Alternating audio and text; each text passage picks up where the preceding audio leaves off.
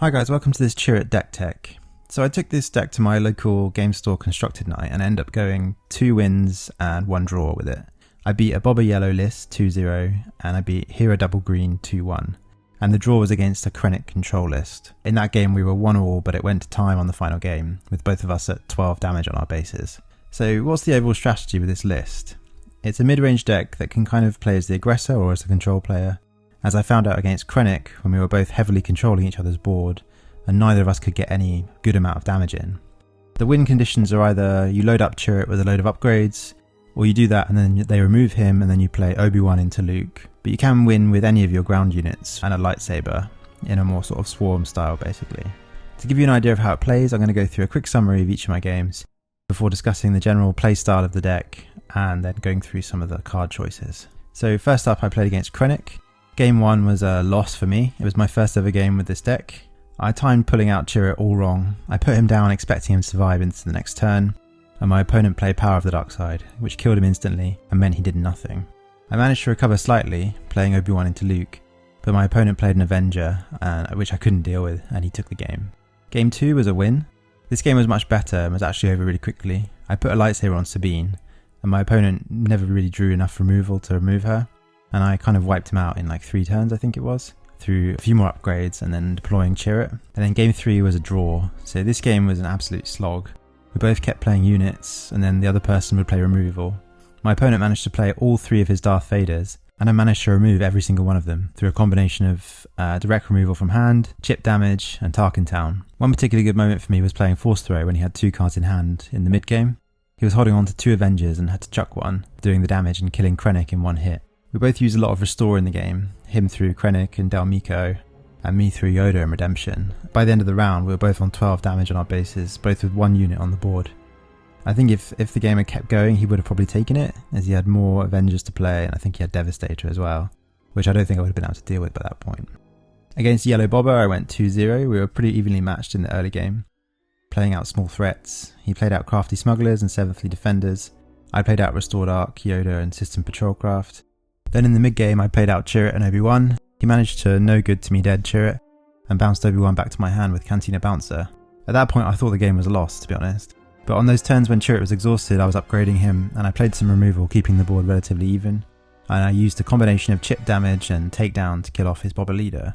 And then I played Obi-Wan back down and he had nothing in hand, so had to shove all of his smaller units into Obi-Wan, giving Chirrut more experience points. At that point I had about 19 damage on my base, and I played down Redemption, healing 8 points of damage off, and giving me a 6-1 in space where he had no units left, and no way to deal damage from hand really. And then the game kind of came down to action economy. Basically he had several units out who all had smaller attack values, 2s and 3s, and I had an upgraded Chirrut, who by this point was something like an 8-12, and my Restored Arc was a 4-5, and I had a 6-1 Redemption, which he couldn't deal with, and that meant I could kill him before he killed me basically. Game 2 against Bobber Yellow played out much the same way, except this time my opponent didn't draw no good to me dead, so I was able to close out the game much quicker. He did waylay Kanan, but he couldn't deal with Chirrut without no good to me dead, so he just stomped him. Against Hero I knew that my opponent couldn't really deal with Chirrut in any meaningful way. He had no hard removal like takedown, and no exhaust options like no good to me dead. So in game 1 I felt kind of free to just load Chirrut up. Coming out a turn earlier than Hero was also key, as when Hero came down I had Chirrut ready to go with the forces with me in hand, which basically meant Hero did nothing. I ended up having a huge Chirrut that couldn't really be dealt with and was able to finish off my opponent in a few swings. The second game against Hero, which I ended up losing, he was going first and played down a Sabine on turn 1, which traded with my Sabine too well basically, and it was all I could do really. And then he played Wing Leader and then Command, giving Sabine more experience points. And he used the Strike True part of Command to kill off my Kanan without taking any damage, and I basically never recovered from there. The removal didn't work out for me in terms of the numbers, as I was just about to take down Sabine, he upgraded her further out of reach, so I lost that game. And then game 3 against Hero was like a reversal of game 2. I played Yoda, I put a lightsaber on him, and then I used the forces with me to make him huge, and then I pulled out Chirrut and Obi-Wan, and basically overwhelmed my opponent quite quickly, trading well with shields and finishing him off with a heroic sacrifice. So what are my takeaways from the games that I played on the night? With this deck you have to time everything really carefully. You need to be aware of what removal your opponent might have in hand, so that you can deploy Chirrut at the right time. For example, if you know your opponent might have Power of the Dark Side, you either need to wait until they don't have enough resources to play it, or you need to bring him down when you have other units on the board that you can destroy. So there are several ways you can stall while you wait for your opponent to spend their resources. You can pass earlier on the turn to let your opponent do something. Although note that your opponent might just pass as well, which happened to me on one occasion, but that's not the end of the world if that happens. If your opponent has units to attack with, they might be tempted to do that. Or if they've got lots of resources, they might have a plan to play something of their own. Or you can use Chirrut's ability to buff something as another method of stalling. So acting after your opponent can sometimes have benefits, as it allows you to play reactively and can let you know your Chirrut will be safe for the turn that you deploy him, basically. The next point that I learned was that knowing when to trade and when to go face is absolutely key with this deck. So for example, against Krennic in the second game, I realised that I was never going to win a control race, and trading was pointless. I had to be the aggressor, and so I just had to go face with my upgraded Sabine. I needed to close the game out as quickly as possible. Knowing that he had the stronger late game, contrast that to the game against Hero where I knew he was playing command, and so all of his smaller units were actually just a potential massive threat. I had to trade efficiently using my highest statted units and using the forces with me with shields, before then going after his base when I had ball control, because I knew that he couldn't do anything from hand. And then lastly, my last quick takeaway is that Chirrut's ability as a leader is actually sometimes quite useful. I think people undervalue it. It can make trades awkward for your opponent. If they want to send their 3-2 into your Sabine, you can just at the start of the turn buff her to a 2-5 and suddenly they can't make that action. So usually if you have the initiative and you're in a situation like that, it's good to get it in first and just shore up that unit. So the deck obviously shines when your opponent has no answer to Chirrut, who can become a real menace, but it does struggle a bit against control, which is where the sideboard comes in, which we'll discuss later. Now let's quickly go through the card choices and talk about why we're playing certain cards. I'm not going to discuss all the cards because some of them are obvious, but we'll go through some of them. Let's start with Chirrut, the leader, the star of the show. So why are we playing Chirrut and not Luke? Well, they both offer different things. Chirrut comes down earlier and is much harder to remove, which kind of increases the chances that he's going to connect with your opponent's base. His action doesn't cost a resource, so we can use it to freely stall on the turn we deploy him, and we can use it much easier throughout the game. His 3 attack value is not that scary, but with a Jedi lightsaber, he becomes a 6 attack unit, and a couple of experience points he becomes even bigger, and he becomes a massive threat for your opponent. And if they don't have hard removal, then they can't deal with him on that turn, and you know you're going to connect with him. On average, if you play it correctly, he's going to stick around for around 2 turns, the turn you deploy him, and then the following turn. Usually he won't stay on the board for much longer than that. If he does, you're probably winning the game, and your opponent's probably made a mistake. But hopefully those 2 turns are all you need. If you suspect your opponent has removal for him, like something like Takedown or Power of the Dark Side, and you just can't play around it, then the best thing to do is alter your game plan. You can either wait and deploy him later, or you play into it and upgrade someone else. So he obviously has multiple synergies within the deck. The whole deck is built around him.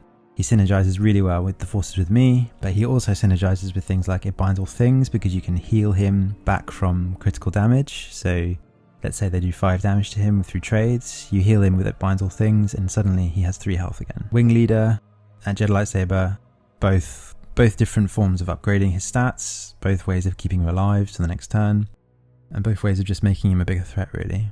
And Obi-Wan Kenobi, and so deploying Chirrut and knowing that he's going to survive, and then knowing that on the next turn you're going to be playing down Obi-Wan, that's quite a powerful move. It's hard for your opponent to deal with that. So yeah, all these things either heal him up or give him experience points to help him survive fatal damage.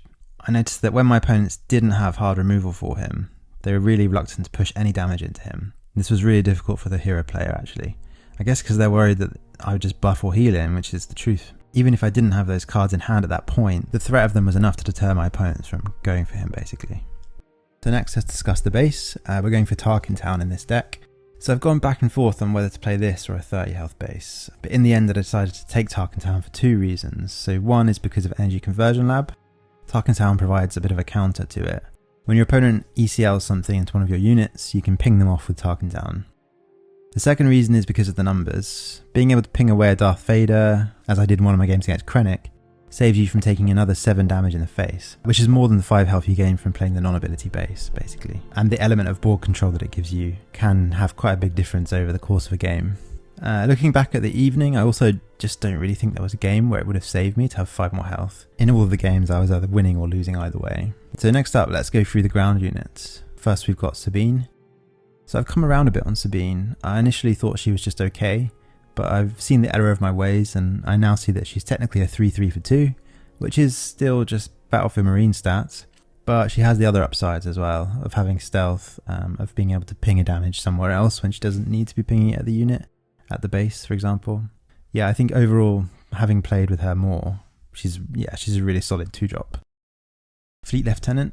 Not much to say about this guy. He provides some surprise extra damage when you need it, to trade or to get extra damage on the base. He's also just a 3/3/3, which is pretty standard stats. There are a few occasions on the night when he was my only option on turn 2, and it made sense just to play him down, even if he's not buffing someone. It's important not to be greedy with him, which I think could be a general philosophy for a lot of the strategy in this game. Don't be greedy, because more often than not, it'll lose you the game. Next up we have Yoda. Yoda's one of my favourite cards in the deck. I love playing him down on turn 2, because he's just so annoying for your opponent. He has a big target on his back, because Restore 2 is just such a strong ability. When your opponent does take him out, you get to draw a card and replace him. He's also great with the Forces with Me and it binds all things, because he synergizes with them as a Force user, and he's our cheapest enabler of Force Throw, which is only a 4 resource combo basically.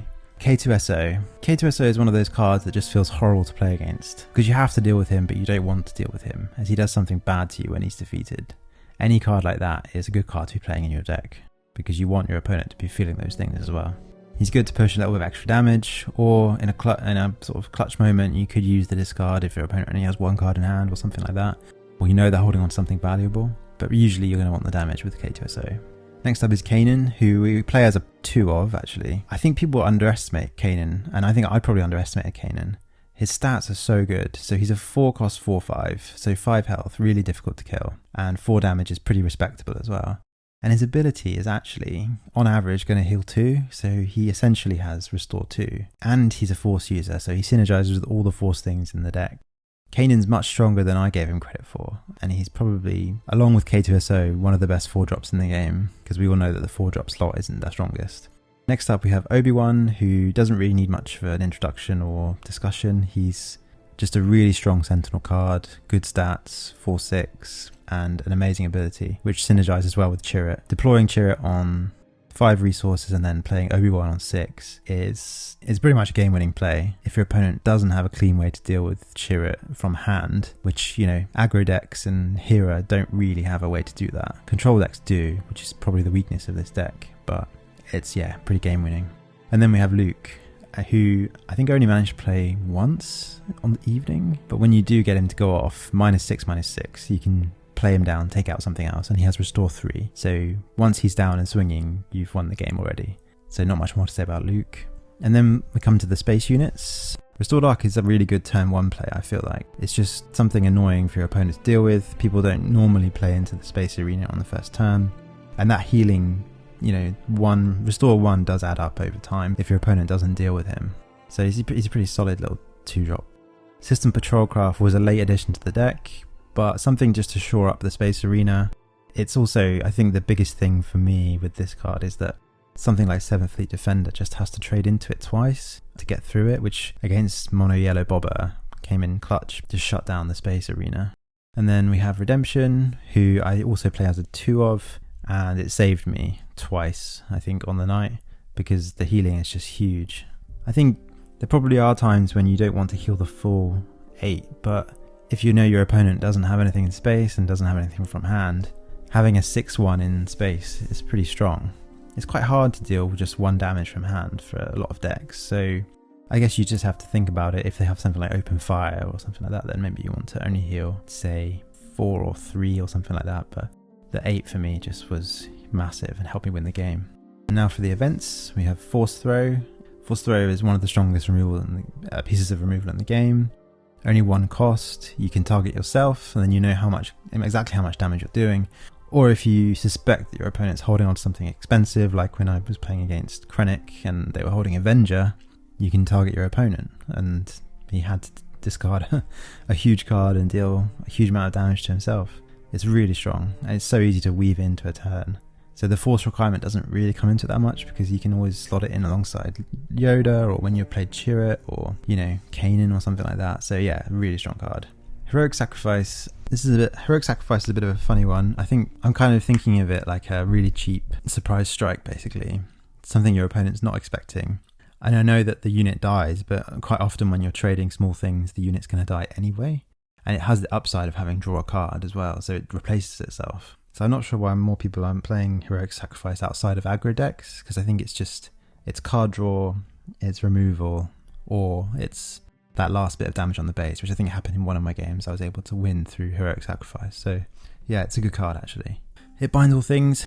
If anything, these games made me kind of re-evaluate my thinking on It Binds All Things. I think it's not as strong as I was thinking. I've kind of gone back on it a little bit, simply because you have to have the damage on the unit to be able to do the damage to your opponent. And it has this sort of force thing, which obviously in this deck you do have a lot of force users, so you're going to be able to use it a lot of the time.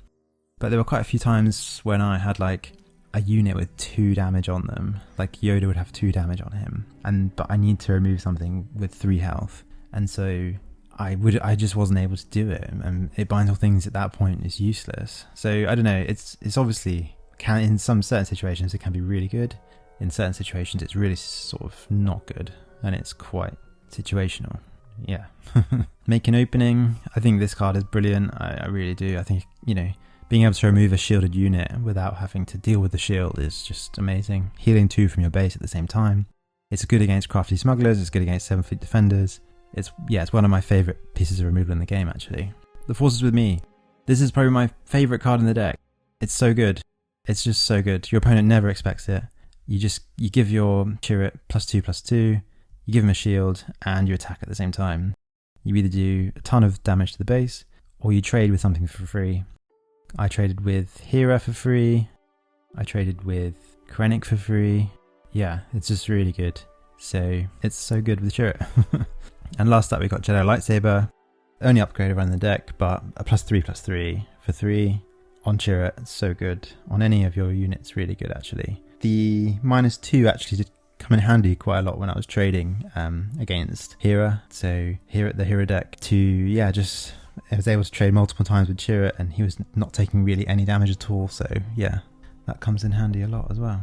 I just realised there's one card that I didn't discuss in the space units, and that was the Wing Leader. So yeah, Wing Leader is just another +2/+2, another way to buff Chirrut or something else, and it also puts a small body on the board in a 2/1. So yeah, I thought Wing Leader was really good. So in terms of a sideboard, I've gone for Devotion, Red 3, Disabling Fangfighter, Guerrilla Attack Pod, and Forced Surrender. So let's go through each of those, and which matchups you might want to consider putting them in as well. So Devotion is obviously our anti-aggro tech. Putting Devotion onto Chirrut, giving him Restore 2, just gives you a little bit more survivability, a bit more longevity. Especially since for aggro decks it's really hard to kill Chirrut, because they don't really want to be committing resources into him. They want to be going for your base. So yeah, just giving him heal 2 on swing is quite big. And also giving him another +1/+1. So second choice is Red 3. It might seem like a bit of an odd choice, but we do have quite a few Rebel units in the deck who synergize with Red 3. The reason that we would put Red 3 in would be against Control. Just to give, I think just because you become more of an aggro player against Control, so getting more damage in as quickly as you can, trying to finish off the game as quickly as you can, is quite important against them. Disabling Fangfighter is literally just a tech for those decks where they want to play entrenched on your leader. If someone entrenched Chirrut, we'd be absolutely screwed. So it's just a sort of tech against that kind of thing, really. And then Guerrilla Attack Pod is in a control matchup, so you want some kind of extra like sort of late game plays, which this Hero Blue Red doesn't have a huge amount of massive things to play near the end of the game. I think we're playing most of them already. Maybe Mace Windu would be the only other one that we're not playing. But Guerrilla Attack Pod is a sort of kind of almost late game but almost aggro card, because when you're trying to race your opponent and they have less than 15 health left on their base because you've been going quite aggressively, it comes in ready and does another 4 damage. So yeah, it's a pretty good card. And then last choice is Forced Surrender, which is quite a sort of a bit of a niche kind of spicy card. I actually really thought about running it, in the main deck just as a kind of surprise card against some opponents. So those are all the card choices. So overall, what do I think of Chirrut as a leader, and what do I think of this Chirrut red deck? I think it's pretty good. I think it's probably tier 2. I don't think it's quite a tier 1. A lot of the time I felt like I was playing by the skin of my teeth, if you know what I mean. I just felt like I never really had a full... Even though I won, and some of the games were quite convincing victories, I still never felt fully in control of everything. I always felt vulnerable to removal. Against Bobber, I felt vulnerable to Waylay. Against Krennic, I felt vulnerable to Takedown and Power of the Dark Side. Things, you know, like the Cantina Bouncer bouncing Obi-Wan, even though I did manage to win that game somehow, that just felt like killer.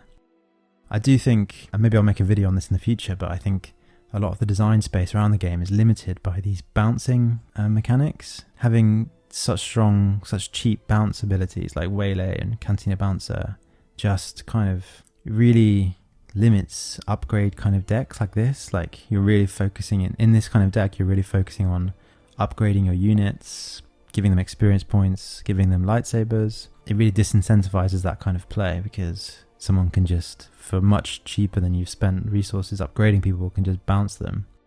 Having said that, the reason this deck works to some degree is that Chirrut can't be bounced. He can be, you know, he is vulnerable to hard removal, and that's why control is the weakness of this deck. But yeah, he's immune to the bounce effects, which is why this deck does work sometimes.